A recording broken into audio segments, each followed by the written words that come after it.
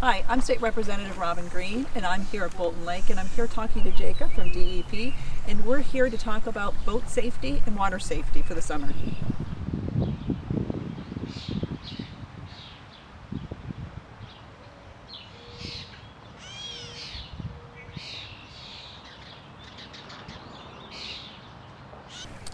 Hello, my name is Jacob. I work for the Deep Boating Division, the Connecticut Department of Energy and Environmental Protection. I do outreach, and I am also an environmental analyst.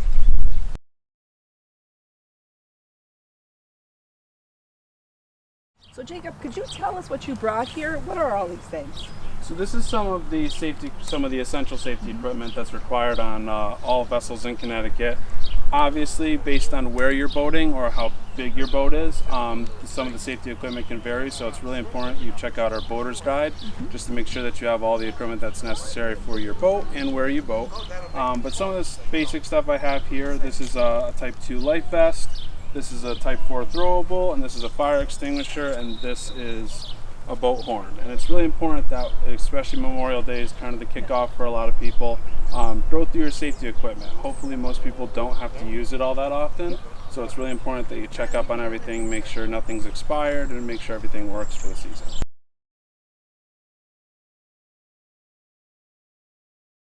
So Jacob, could you tell me a little bit about this? Because I notice every time that I go to a lake, there's always some type of informational board. And how updated is this informational board?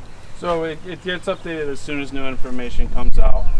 Last year, boat registrations were up over 97%. So boating became really popular last year, and a lot of people that even had boats that hadn't gone out in a couple years were getting out on the water. So if you're finding that your favorite boat launch is getting a little crowded, or you want to move around a little bit, all of this information can also be found on the Deep Boating Division's website, where we have a GIS map of all 117 state boat launches in Connecticut, and when you click on each one, it'll give you a lot of this information, so that you can kind of, let's say on this lake there's a 6 horsepower limit, so all that information will be on our website as well as on the lake when you arrive.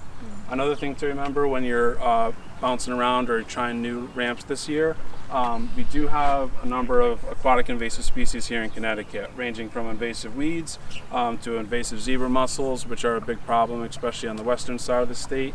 So it's really important that you do the clean, drain, dry method while you're traveling. That's highlighted right here.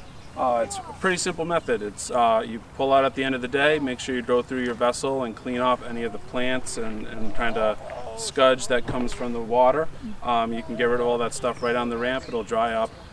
Then when you go, and before you leave, make sure you pull the plugs, drain your live wells, drain any kind of water that you had on the boat that day, get rid of it here at the ramp. And then when you get home, make sure you clean your boat with some kind of a soap solution, bleach solution, or 100% vinegar.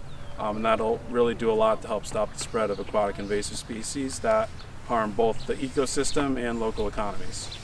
Do you find that that's a problem for different lakes, that it comes from one lake, it goes to another lake? Is that a big issue here in Connecticut? Yes, but it's an issue that can absolutely be solved if more people just would hop on it and do the clean, drain, dry method. It's something that especially on our western side of the state, there's a couple lakes that have zebra mussels. If you're at a body of water that you know has aquatic invasive species, it's even more important that you do the clean, drain, dry method. But just as a general rule of thumb, most bodies of water in Connecticut have at least some kind of aquatic invasive species. So it's good it's a good habit to get into. Wonderful. Jacob, thank you so much for coming down here and sharing all this information with us. I'd also like to remind you that whatever you bring into a lake, make sure you take out. And also when you have your pet, make sure they're always on a leash, and enjoy the summer. Thank you, Jacob. Thank you.